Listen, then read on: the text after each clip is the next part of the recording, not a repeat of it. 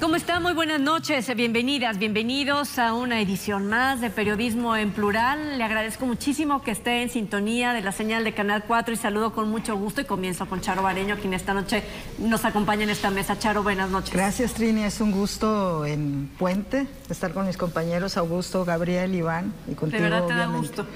Sí, estamos relajados, es un programa que va a ser relajado, espero, aunque los temas están... No, sabes delicados. que mucha gente le cayó de lujo quedarse en la ciudad porque está súper tranquila. Iván, Arrasola, no sé si opines. Nos van a ver más. Así es, y bueno, estamos a unos cuantos días de irnos de vacaciones, Así entonces es, va a ser una semana corta. Una semana. Una semana corta. Una semana. Sí, la próxima también. Trini, ¿cómo estás? Buenas noches. Iván, Charo, Gabriel, qué gusto estar con ustedes. Buenas noches a todas, a todos. Gabriel Torres. Buenas noches, es un gusto compartir la mesa con ustedes y darnos cita previa a las vacaciones de la Semana Mayor aquí en Plural. Así es, ya en la próxima semana, ¿no? Empezaremos con estos descansos, así que antes, pues hay temas que tenemos que tratar y que ponemos en esta mesa y le invitamos a que se quede la siguiente hora porque vamos a hablar de la libertad de expresión. Necesitamos, pues, discutir en qué punto de partida nos encontramos periodistas en México y en Jalisco. También, por supuesto, traeremos aquí a la mesa el homicidio del alcalde de Piguamo, Jalisco, justo en un proceso electoral y un lamentable conteo de los personajes en la política en Jalisco y en México, pues un registro que se está llevando de las personas que no, pues que están resultando asesinadas durante este proceso. Y por último, en el tercer espacio, el primer debate que se realizó en el estado de Jalisco por parte del Instituto Electoral y de Participación Ciudadana de las dos candidatas y el candidato al gobierno de Jalisco. Y comenzamos precisamente con esto que tras los hechos sucedidos la semana pasada, pues hacemos una reflexión. Y yo quiero comenzar justo con esto que dice el primer capítulo de nuestra Constitución, donde está plasmado como derecho de toda persona al libre acceso a la información plural y oportuna, así como a buscar, recibir y difundir información e ideas de índole por cualquier medio de expresión. Este es un derecho, Iván, que tenemos todas y todos los mexicanos en cualquier punto o actividad en la que nos encontremos, y sin duda el ejercicio periodístico impacta en ese derecho que tiene la población a enterarse de los sucesos que acontecen en nuestro país, Iván. Trini, este es un derecho fundamental y es base de nuestra democracia, el poder ejercer este derecho a difundir información, pero también obtenerla. Es algo fundamental, es algo básico. Me parece que lo que hemos estado viviendo, no solamente en estos días, en las últimas semanas y años, me parece que tiene que ver mucho con cómo se puede normalizar este clima en el cual, pues, a los periodistas, a las y los periodistas se les acosa, se les intimida, se les exhibe. Hace unas semanas, por ejemplo, veíamos cómo el presidente de la República exhibía el número telefónico de una periodista del New York Times simplemente porque no le gustó el reportaje que se hizo. Me parece que estamos viviendo en un entorno en el cual es muy fácil descalificar, es muy fácil señalar. Ya lo importante no es la noticia, lo que se difunde, lo importante es quién genera esa noticia, quién difunde la información. Hay una desconfianza total hacia el gremio periodístico y me parece que esto también es lo que ha llevado a estas situaciones de acoso, las cuales bajo ninguna circunstancia se pueden normalizar. Hablando de estas leyes que deben de proteger al ejercicio periodístico y que también conocemos, ¿no?, cómo se involucra dentro de un mecanismo de protección a defensores o defensoras de derechos humanos y periodistas en nuestro país. ¿Cómo lo ves, Charo, que está funcionando? Fíjate que con lo del mecanismo de protección a periodistas y a defensores de derechos humanos está cuestionado, sobre todo por gremios de colectivos, Amnistía Internacional, el Comité de Periodistas a nivel internacional, inclusive están cuestionando este mecanismo de protección del gobierno federal que instituyó en el 2012. sobre todo porque en lo que va de este siglo, del 2000 hacia acá, son 141 periodistas que han solicitado, que han sido asesinados, el 61 han muerto por el ejercicio de su profesión. Sin embargo, en esto, de los que han solicitado el mecanismo de protección, 7 periodistas han sido asesinados, inclusive con el mecanismo de protección, ¿eh? Hay casos lamentables en el sur del país, incluso uno de ellos que fue muy escuchado. Sí, muy y polémico, sobre todo porque él, a pesar de las amenazas y que tuvo el mecanismo de protección, se lo retiraron, y hay otro que, a pesar de que lo tenía, fue asesinado. Lo que hablan es de fortalecerlo. Sin embargo, previo al programa estábamos hablando de eso, de que hay vacíos dentro del mismo mecanismo de protección, porque pues es la institución. Hay una institución del gobierno federal que otorga el mecanismo de protección, pero también a uno de ellos que les dijo: ya no requieres este mecanismo de protección, te lo retiro. O sea, ¿en base a qué? Dijeron, bajo el criterio de la institución, aún así que el periodista o la periodista que lo solicitó, pues todavía estaba en riesgo. O sea, ¿cuándo terminas de estar en riesgo? Sobre todo en un país donde el gremio periodístico es el más atacado, es el que ha sido más vapuleado, sobajado por las instituciones y todo, ¿no? Yo creo que, y considerar a México como Siria, por ejemplo, de las agresiones, asesinatos a este gremio y a defensores de derechos humanos, o sea, te habla de una situación lamentable para los periodistas en el ejercicio de la libertad de expresión, que no deberíamos, inclusive no debería de existir el mecanismo de protección. Si realmente ejerciéramos un periodismo o una defensa de los derechos humanos con total libertad, con totales garantías, y no está siendo así. O sea, ser garante, pues, la Constitución. Sí, dos cosas, ¿no? La libertad de expresión, el mecanismo, y aparte, no sé cuántos países cuenten, ¿no?, quienes han sido resultado víctimas, y tenemos unas agrupaciones de la sociedad civil que se encarga justo de registrar víctimas de no tener precisamente este acceso a poder ejercer su profesión, también las amenazas que se han recibido, etcétera, etcétera. Estamos contando una tragedia. Yo creo que estamos en el prolegómeno de una tragedia. Qué bueno que mencionas a la Constitución. La Constitución nos da pistas de qué tipo de sociedad queremos formar. Ya decía Iván, no existe la democracia si no hay libertad de expresión. Punto. No nos podemos llamar democráticos si la libertad de expresión es conculcada. Pero más allá de lo que dice nuestra Constitución, las libertades son para usarlas. Y entonces entramos al dilema de cuando nosotros mismos le ponemos un freno a nuestra libertad por cualquier tipo de consideración. Y cuando otros, que no es el Estado, porque no siempre es el Estado, pueden conculcar esa libertad. El caso del crimen organizado, que sabemos que es un tema delicado a tocar, que por más libertad de expresión que presumamos, es un tema en que hay que poner un freno de mano, justamente porque el otro aspecto de las libertades y los derechos no está funcionando, que es el que los debe garantizar el Estado mexicano. El Estado mexicano debe garantizar que nadie sea agredido por expresar sus ideas, por escribirlas, por decirlas en voz alta. Pero no solo aplica para los periodistas, aplica también para las ciudadanas, para los ciudadanos.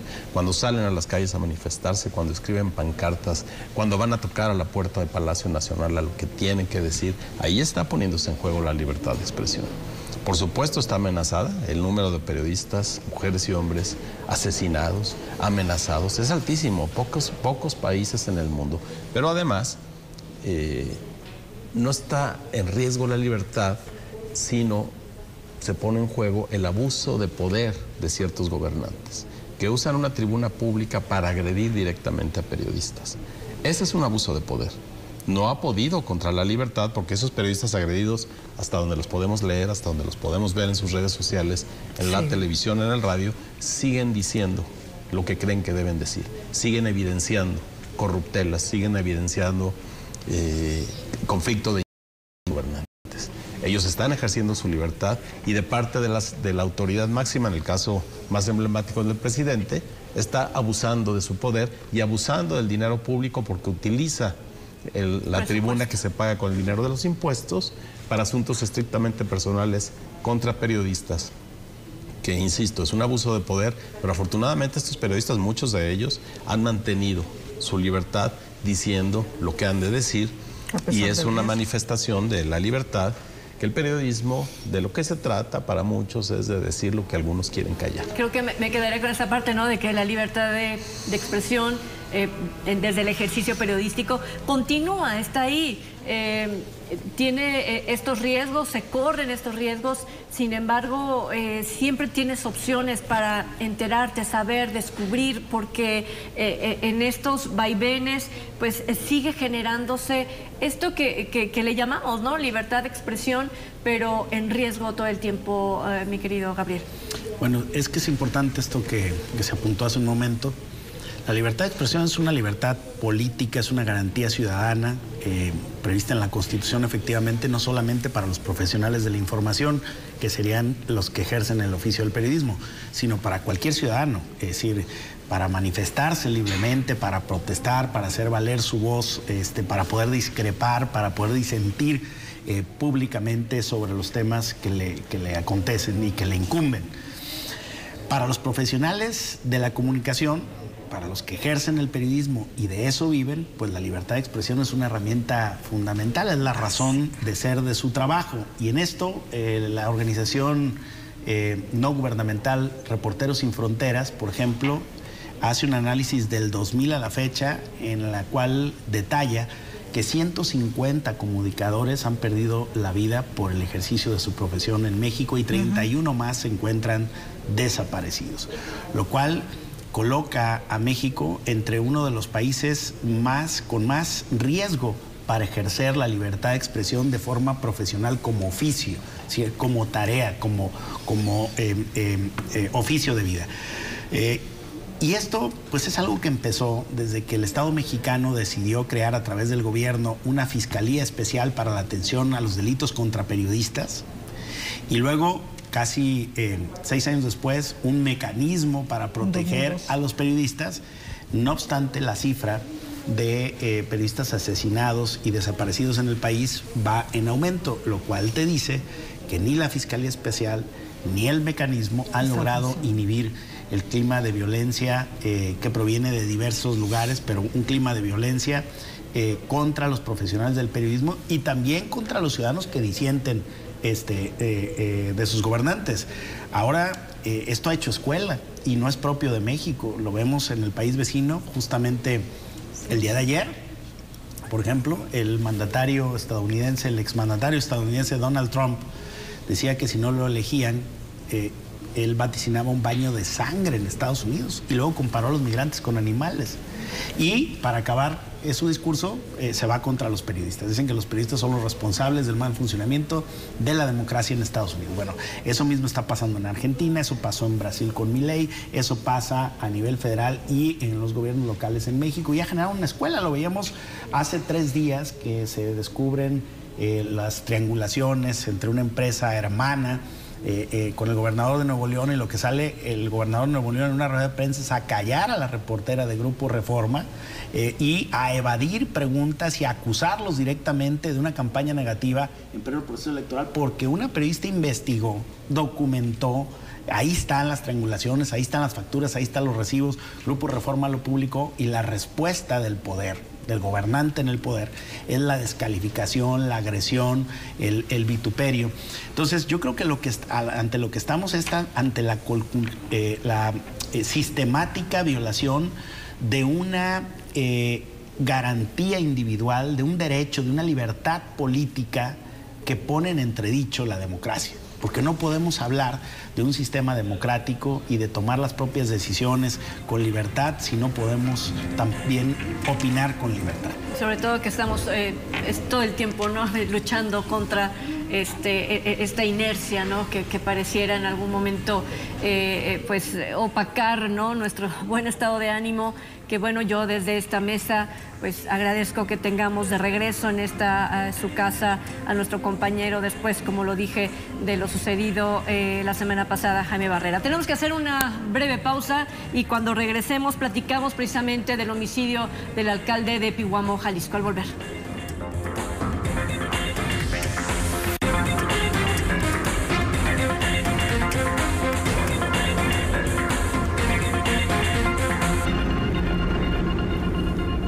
Bueno, vamos a tocar este tema aquí en esta mesa del homicidio del alcalde de Pihuamo, Jalisco.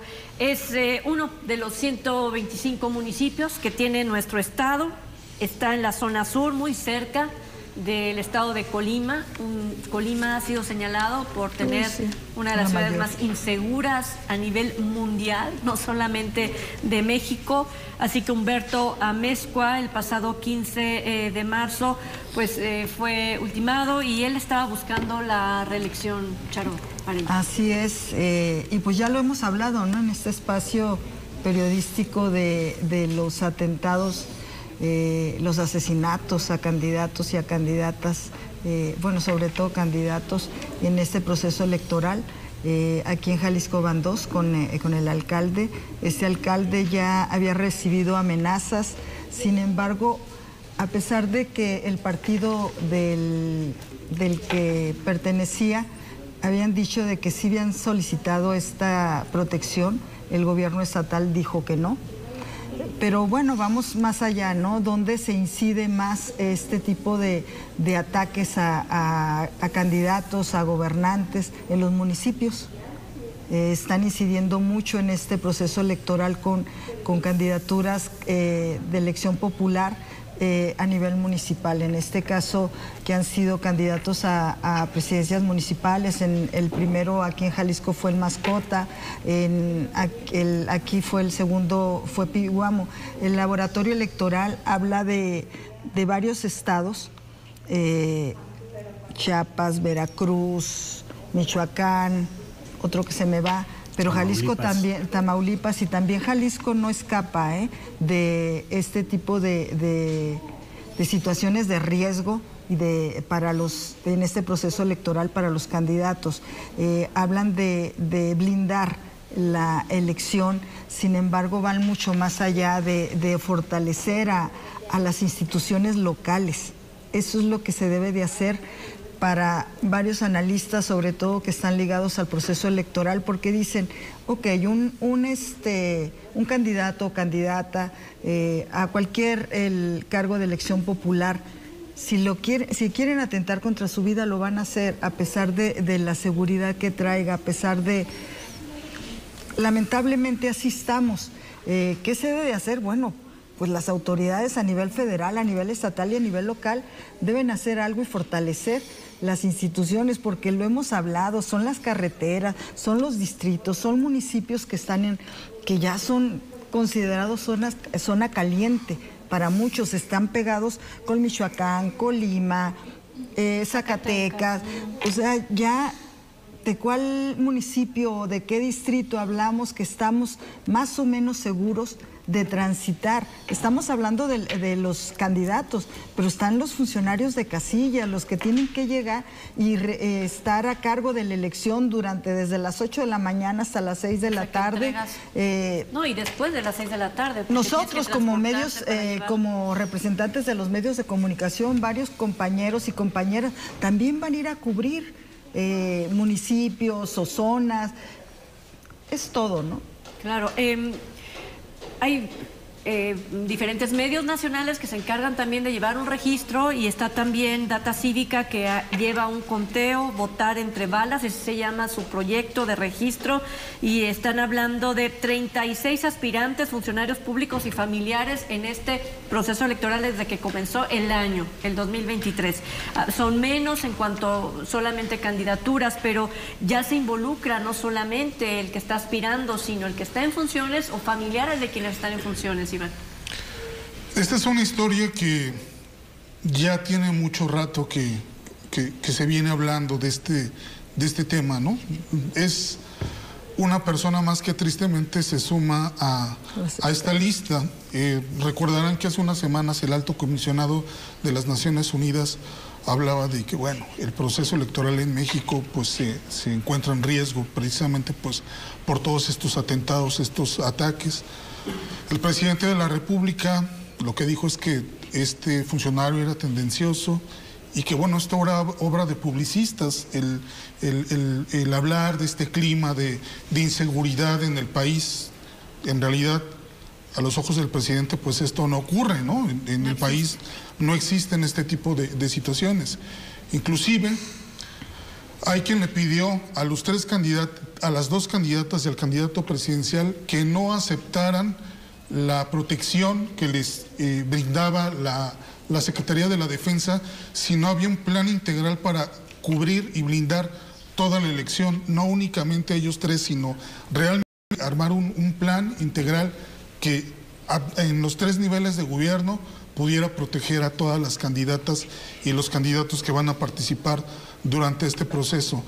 Nada de eso ocurrió. En realidad, pues lo que estamos viendo es cada quien con lo que tiene, con las armas que dispone, con los elementos, los mecanismos, sálvese quien pueda y proteges a quien pueda. Ya después de esto, por ejemplo, el líder del PRI en el estado ha anunciado que por lo menos en 7 municipios no van a postular candidato, ¿no? Por parte del PRI, pues porque no hay condiciones para poder hacerlo. Y aquí la pregunta es, ya asesinaron al candidato en este municipio, ¿qué viene?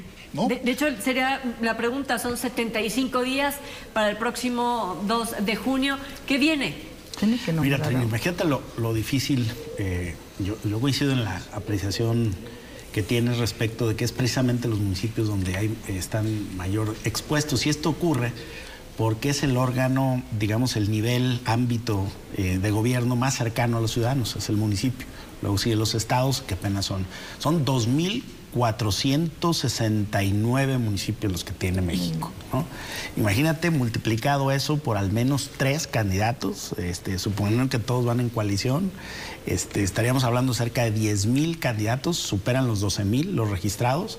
Entonces, proteger a todos esos en un clima de inseguridad como el que está ocurriendo en el país, pues es prácticamente imposible. Ahora bien, el problema con eso es que los municipios, ese ámbito de gobierno que es el que le provee los servicios básicos a los ciudadanos, el más cercano a los ciudadanos, es también el más distante de la protección del gobierno federal y de las fuerzas federales, que digamos son de alguna manera dentro de las Fuerzas Armadas las más confiables, si se le puede decir de un modo.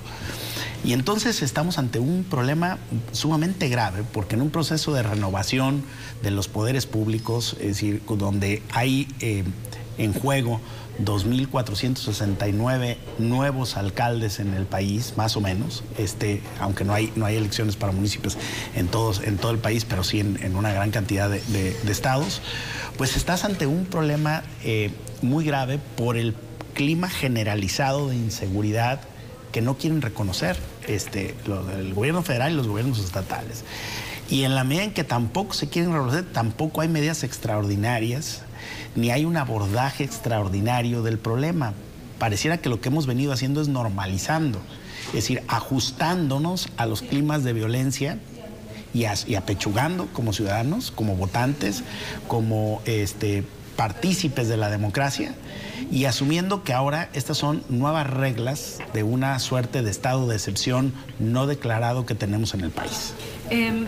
Tú sabes, Augusto, de estudios de mercado, estudios de opinión, o como tú le quieras segmentar respecto a la opinión, ¿no?, de la población, hacer un registro sobre la violencia político-electoral, la percepción de la población. ¿Qué te dice? Es un poco lo que decía Gabriel, que lo estamos normalizando. Y yo creo que el homicidio del alcalde con licencia de Piguamo lo que nos demuestra es algo que decimos constantemente, que no se está poniendo en juego inteligencia suficiente para proteger no solo candidatos y candidatas, para proteger a la población. Quien que está en el periodismo, y aquí están mis compañeros, no sabe que el sur de Jalisco tiene sus particularidades y que competir allá en una elección no es fácil. Tenemos Gilotlán de los Dolores, que simplemente no se pudo hacer la elección y ahora la gobierna un consejo. Entonces, el Estado mexicano no está poniendo en juego esa inteligencia para saber dónde hay que acentuar, porque como dice Gabriel, no se puede proteger a todos, pero no necesitan protegerse todos. Sabemos que hay municipios más proclives a este tipo de violencia que otros, pero también los partidos políticos, que necesitan tener una interlocución con el Estado para decirles, oye, en este municipio está pasando esto. ¿Cómo le vamos a hacer para que los candidatos estén seguros, para que las candidatas estén seguros? Y eso es lo que pone en riesgo, porque los conteos o los estudios de mercado o los estudios de opinión que dices, los estamos haciendo, y perdón por la expresión, post-mortem. No estamos haciendo nada de prevención. Y eso es muy pesado. Se supone que para eso sirve, ¿no?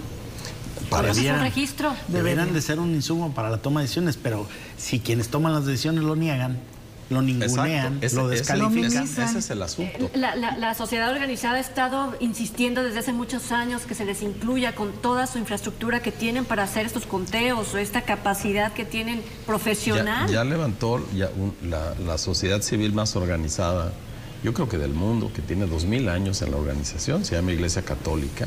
En México acaba de alzar la voz. ¿Por qué? Porque tiene información parroquia por parroquia. No es nada más la mirada desde lo alto de los obispos o de los cardenales. Es la información que les llega de los parroquianos, de lo que está sucediendo en algunos municipios. Y no solo a ellos, a los feligreses, a las feligresas. Esa información es la que debería nutrir la toma de decisiones. Pero fíjate, Augusto, que el INE también lo hace. Tiene un registro de violencia política, Borras Lejero, por llamarle o mencionar alguno. O sea, también estos organismos se han enseñado a contar. Y el IEPC también lo ha hecho, pero en realidad esa información no está sirviendo. Y de ahí, nuevamente la pregunta, ¿qué es lo que viene? ¿Quién va a llegar a gobernar estos municipios teniendo en claro que ahí el peso del crimen organizado lo marca y lo dice todo? Seguramente lo que viene es la captura de ese municipio de los recursos públicos, de la obra pública, de varias direcciones, varios puestos en manos del crimen organizado. O sea, es el modus operandi que ya se puede ver de manera clara en Guerrero, por ejemplo, y que en todos los sitios donde vemos violencia es porque ya la huella del crimen organizado está ahí. Y es esa trenza entre derechos y libertad, ¿no? El derecho a votar y ser votado, que también lo consagra la Constitución, y la libertad de tránsito, que también la consagra la Constitución. Todo eso se pone en juego. Por supuesto, la de expresión que ya hablábamos, todo eso se pone en juego. La conclusión para la población común y corriente es, bueno, si eso le sucede a un candidato. Además, en el caso de Pihuamo, un alcalde que era muy querido y que era muy apreciado, que fue el legislador aquí, que sus excompañeros de legislatura hablan bien de él, y le sucede eso. ¿Cuál es la conclusión que tenemos que sacar las ciudadanas y los ciudadanos si eso es lo que sucede? Cuando la autoridad, al menos por lo que sucede, está siendo omisa, parece que no ve esa realidad. Y podemos hacer un conteo municipio por municipio, al norte del estado, al sur del estado, en otros estados. Los que tienen límites administrativos con Jalisco, ahí están, todo el mundo lo sabe, pero no tomamos decisiones y la violencia sigue. Yo decía hace poco con algo de sarcasmo, pues es una democracia avanzada porque hay quien está votando por adelantado. Nada más no son los ciudadanos. No, y se diluye, se van a distraer estos casos lamentablemente de asesinato en que ya no sabemos si hubo responsables, que ya sabemos, castigados, detenidos. No sabemos más de lo del alcalde de Mascota. Lo que sí sabemos a ciencia aquí cierta es que hay una carpeta de investigación. Es lo único. Que podrá sumarse a estos casos de impunidad de los que ya hemos hablado en repetidas ocasiones. En Guerrero, ahorita recuerdo, ha cambiado a su secretario, la gobernadora. Cambió por la presión. A su secretario de gobierno, ¿no? Está también pugnando porque tengan una nueva fiscal. En este momento es mujer y continúa todavía en el cargo, pero defendiéndose en el tema de la independencia de poderes, etcétera. Pero no es solamente un funcionario de alto nivel que se baja del gobierno, de la administración del estado de Guerrero. Pudiera haber un comportamiento similar si las cosas continúan así, viendo cómo se desmantelan pues las administraciones públicas. Sin embargo, perdón, cuando hablan y lo anuncian con bombo y platillo, una fiscalía especializada, cuando tú le das una real autonomía a ese tipo de organismos, otra cosa es, pero lo hemos visto, son fiscalías especializadas para la mujer, para el combate a la corrupción. Y aún así siguen teniendo el hilo dentro del ente gubernamental, que siguen de cierta manera sometidos. Sí, a final de cuentas, tomemos el ejemplo de Guerrero. Guerrero, la opción legal que tendríamos sería declarar un estado de excepción, porque no están garantizados los derechos, no están garantizadas las libertades, no hay un gobierno que haga valer la ley y que la respete, y se podría declarar un estado de excepción si se pidiera. ¿Y qué sucede con un estado de excepción? Pues que no hay libertad si no hay derecho. Pero a final de cuentas vamos a llegar al mismo punto, por una vía o por la otra. Mientras las autoridades constitucionalmente instaladas en sus puestos simplemente llevan el conteo, y nos estamos peleando por el conteo. No son 30, no son 33, no, es 33 y medio, 33 y 3 son cuartos. 43. Y eso, insisto, eso es post-mortem. Hay que evitar esas muertes. Primero, por lo más sencillo y lo más humano que existe, que es el respeto a la vida. Y segundo, porque es una elección de antipolítica contundente, insisto, que conculca derechos, que inhibe libertades. Vámonos a la pausa, y justo cuando regresemos, aquí hay una gran cantidad de propuestas, ¿no?, que en algún momento ojalá se escucharan por parte de quienes son los protagonistas de este proceso político electoral en Jalisco. Y es que el pasado domingo, el día de ayer, tuvimos justo el primer debate de las dos candidatas y el candidato al gobierno de Jalisco. Hacemos una reflexión sobre lo sucedido al volver de la pausa.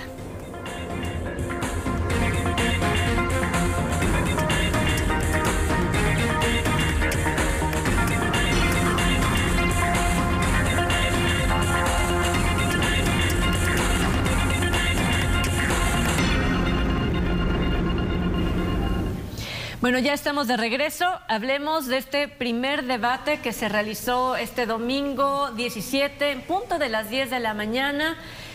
Bueno, estaba ya las dos candidatas mujeres, el candidato hombre, listos para poder discutir sobre diferentes propuestas en dos temas elementales, que fue derechos humanos y gobernabilidad y seguridad. Tu primera apreciación sobre lo sucedido, Iván Arrazola. Bueno, mucho se ha discutido sobre el debate de si careció de propuestas, si todo se trató de ataques, pero me parece que también de alguna forma hay que contextualizar, ¿no?, lo que ha ocurrido. Algunas críticas que se han vertido acerca de la organización de este debate es por qué se hizo en un domingo a las 10 de la mañana, durante un puente, que eso pues desincentivó que la ciudadanía viera el debate. Puede ser o no puede ser cierto, eso en realidad no lo sabremos, pero me parece que la organización, la producción del debate, que bueno, Gabriel nos podrá platicar un poco más de estas cosas, me parece que fue muy acartonado, ¿no? Esta forma en la que se presentan los candidatos, en la que se habla de una moderación que en realidad no había moderación, porque aunque les hacían una pregunta a las candidatas y al candidato, cada quien se iba por la suya, ¿no? Y inclusive antes de escuchar la pregunta ya tenían preparada la cartulina, ¿no?, con lo que iban a señalar. Me parece que de alguna forma los debates en México siguen todavía estando, vamos, les hace falta, me parece, mejor organización, comparado por ejemplo con el que se dio por la noche en la Ciudad de México, donde hubo una mejor producción, donde ponían las caras de los tres candidatos para ver qué reacciones se daban cuando unos estaban atacando a otros. Me parece que tuvo una mejor producción el que vimos por la noche. ¿Para qué sirvió este debate? Pues básicamente para contrastar personalidades, sacar los trapos sucios, para pues ahora sí que salpicar al contrario, ¿no? De alguna forma los tres, saliendo del debate, pues se declararon ganadores. No me parece que haya un ganador contundente, un ganador claro, pero lo que sí me parece es que si este mismo formato se va a mantener en los tres debates que están por venir, creo que no vamos a cambiar mucho el guión o la dinámica que se presentó en este primer debate. A ver, sobre ese formato, Iván, de una vez, bueno, el segundo dice que el formato tipo 2 que se iba a cambiar será una bolsa de tiempo y redes sociales. Digo, yo supongo habrá una participación a través de las redes sociales.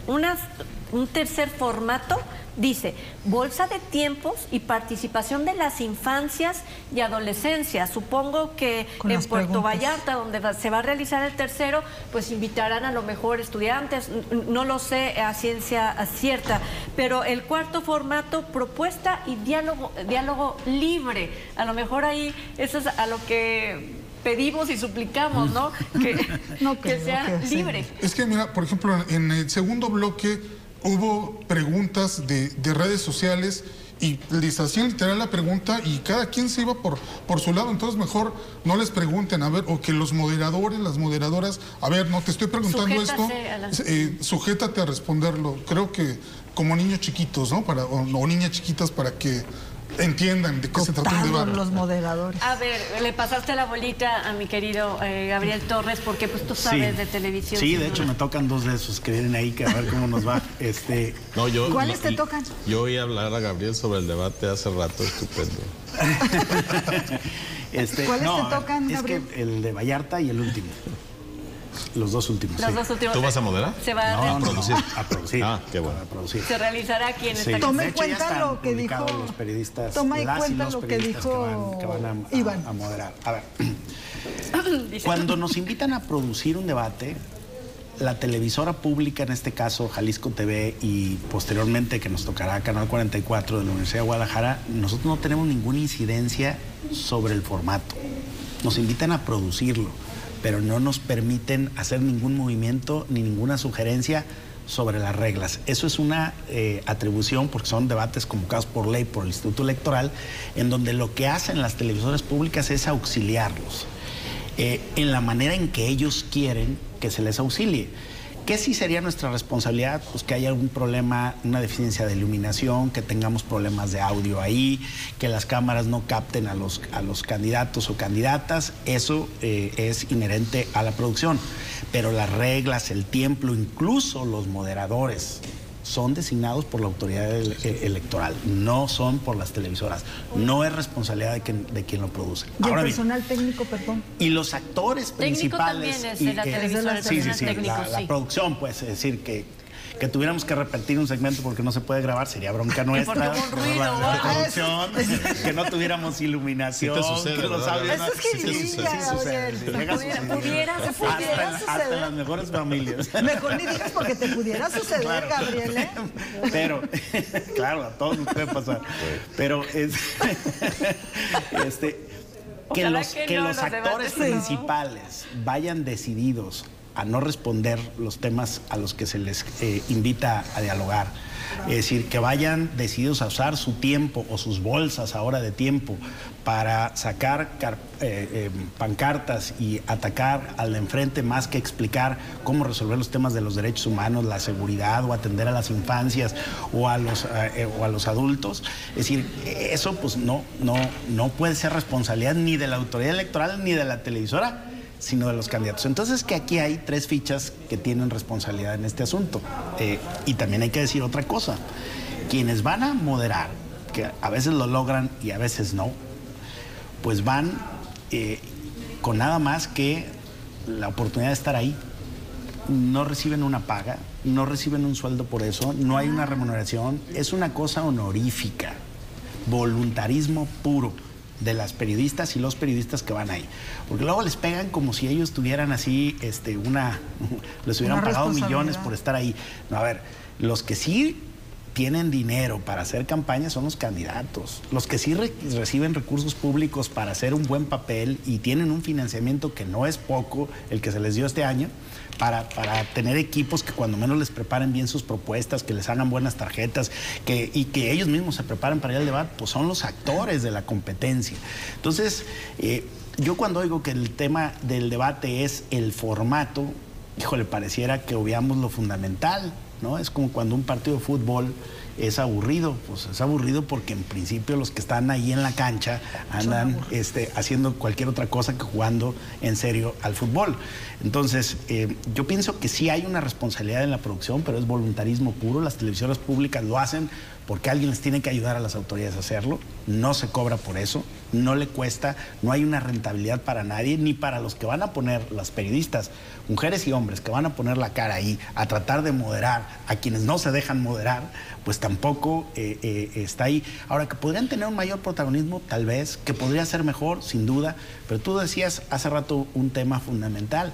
Oye, ponerlo en domingo, en pleno puente y a las 10 de la mañana es como para que no te vean, pues eso pensaría yo, porque, digamos, sí saben las autoridades electorales y los partidos cuáles son los horarios AAA de la televisión, sí sabemos los periodistas cuáles son los horarios en que la televisión en Guadalajara y en Jalisco tienen mayor audiencia, y no lo están poniendo a esa hora. Entonces, tal vez no es prioridad de los partidos los y a su vez tal vez tampoco de las autoridades tener un debate que sea, digamos, o que incida en el proceso electoral, y eso también puede ser una decisión. Entonces yo creo que este análisis que se hace sobre el comportamiento, sobre el resultado final del ejercicio celebrado el día de ayer, pues tiene múltiples componentes que habría que poner sobre la mesa. Igual, Augusto, me imagino que, bueno, estás aquí, no fuiste de vacaciones, pero sí te tomaste el tiempo para verlo. Sí, vi el debate, hice mi tarea.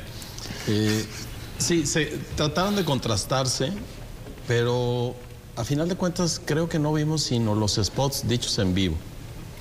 Yo no vi para seguridad, para gobernabilidad, para derechos humanos, un diagnóstico, así sea breve, de 1 minuto, de cuál es, cómo considera cada candidato, qué es el estado de esa cuestión sobre la que va a proponer. Y así nos quedamos con spots un poco más extendidos, porque en términos de seguridad yo creo que era la oportunidad para decir, no que voy a pagarle mejor a los policías, qué bueno que les paguen mejor. No deberíamos estar en el siglo XXI pensando eso. Y ni siquiera que eso es el remedio para el problema de seguridad. Es uno de los elementos. Creo que hacía falta decir en ese diagnóstico, nuestro sistema de justicia está roto.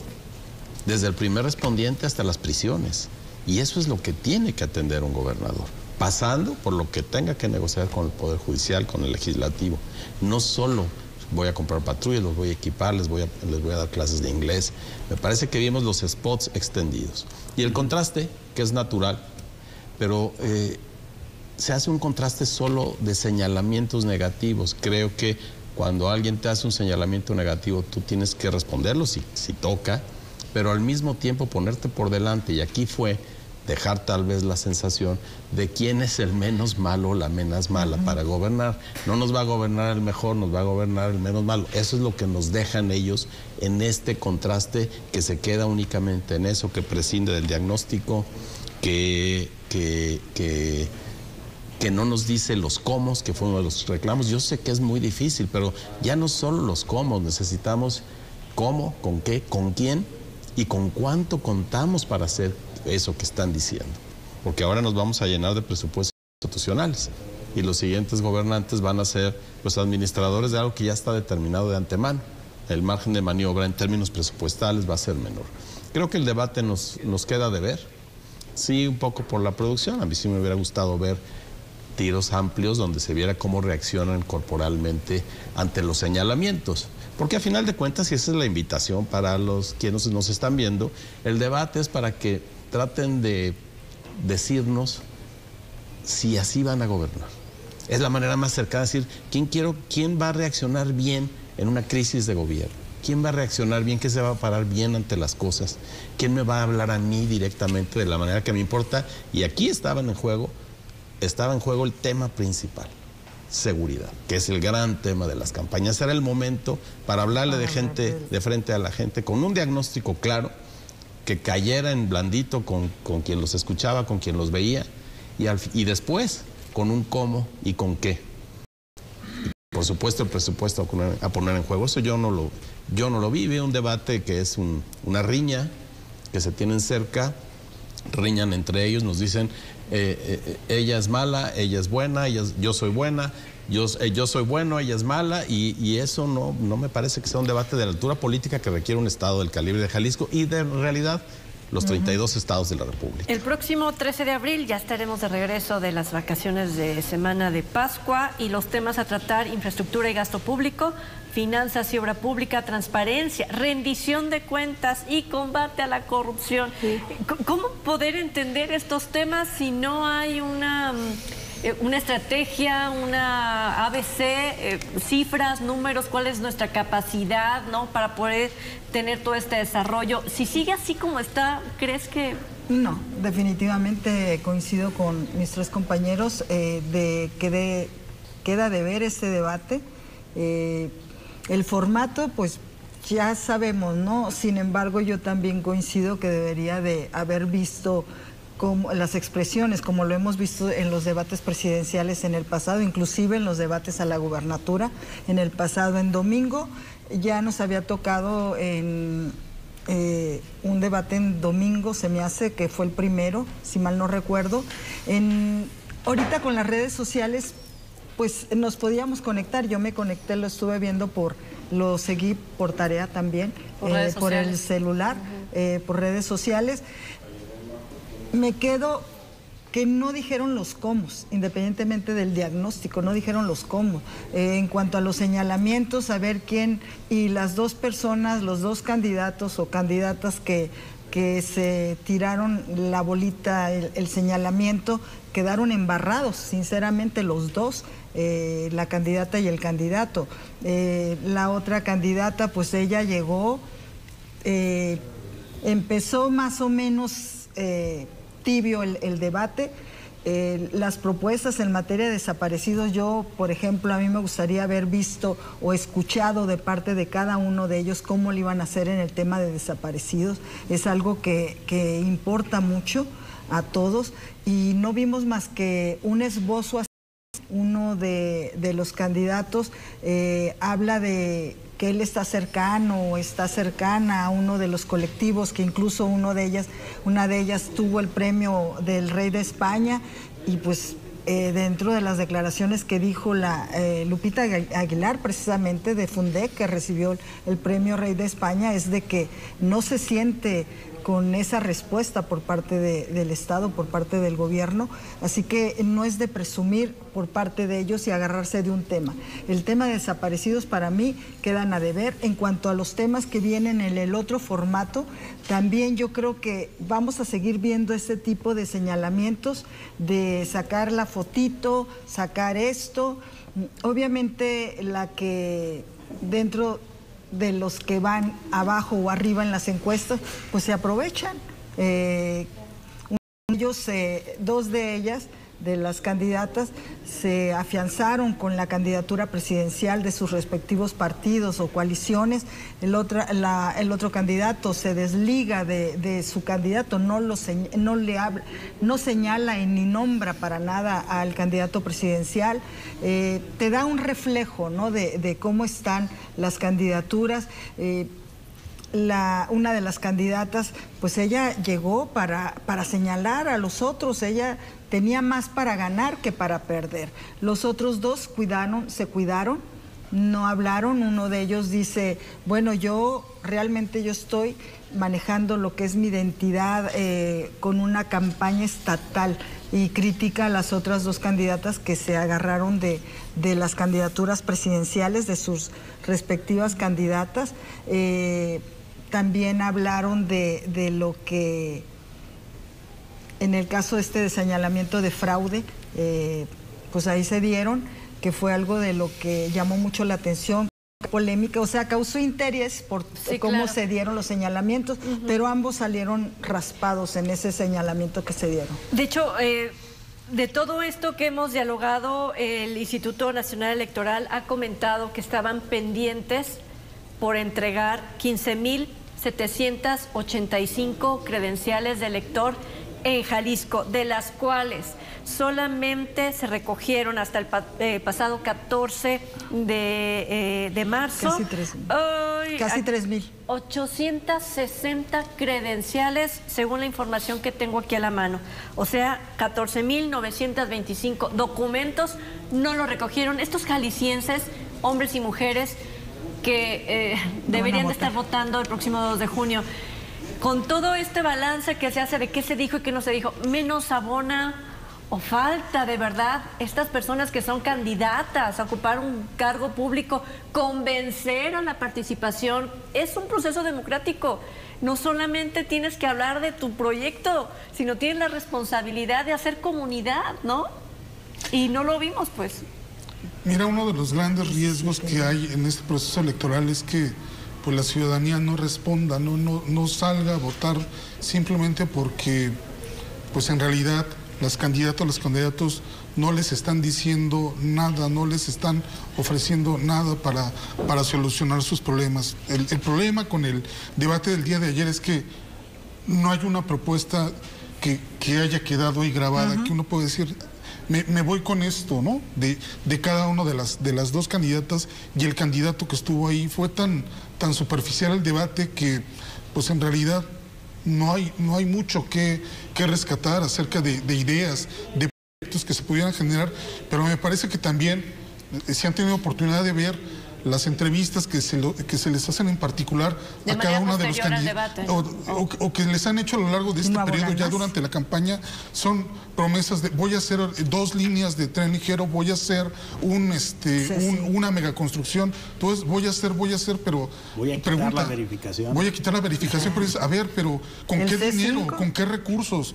No hay sustancia en lo que se está planteando, y eso es algo problemático, ¿no? De cara a la elección. Y a veces hablamos de la responsabilidad de las y los ciudadanos de ir a votar, ¿no? Y ejercer tu derecho y todo, pero si no hay un producto atractivo que comprar, o sea... que han dicho siempre, ¿no? O sea, de que el debate cuánto te mueve o cuánto te sube para que votes por él, para por ella. Decidir tu voto, que es mínimo, ¿no? Ese es un buen punto. ¿Cuánto de lo que se dijo ayer iba dirigido a la población en general y cuánto iba dirigido al circulito rojo que estamos leyendo, que si la derecha, que si el fraude? En realidad hubo muy poca intención de llegar a las ciudadanas, a los ciudadanos comunes y corrientes, y se fueron con asuntos periodísticos que sí son muy llamativos, pero el impacto es muy menor, y se renuncia así a esa obligación de los partidos de incitar a la gente a que vaya a votar. Pues tenemos que seguir haciendo el llamado a la gente. Una cosa es que ya, bueno, no recogiste tu credencial. La otra es, si ya la tienes, levántate este 2 de junio y acude a las urnas, que creo que es una labor muy importante que tienen que hacer partidos políticos, instituto electoral, instituto local, ¿no? Medios de comunicación. Claro. Así que quien ya tiene su credencial, pues vamos a hacer uso. Gabriel, muchas gracias. Gracias, Trini, y un saludo a nuestra audiencia, y efectivamente hay que ir a votar. Y entonces tienes 2 debates a tu cargo. Los 2 últimos, sí. Vamos a ver. ¿El de Ciudad Guzmán?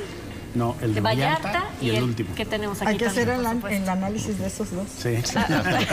Pero solo de la producción. De la producción. De movimientos de cámara, iluminación y sonido. Los moderadores dicen que él ni se mete. Te vamos a invitar para este programa. Augusto Chacón, muchísimas gracias. Al contrario, gracias por invitarme. Sí, la responsabilidad es de todos para ir a votar, independientemente de lo que nos ofrezcan. Ejerzamos esa libertad, ejerzamos ese derecho. Después nos podemos arrepentir. Sin duda. Charo, gracias. Gracias, es un gusto, Trini, como siempre. Iván Arrazola, gracias. Gracias, hay que ir a votar. Así es. A usted gracias por habernos sintonizado. Nos escuchamos y vemos en la próxima.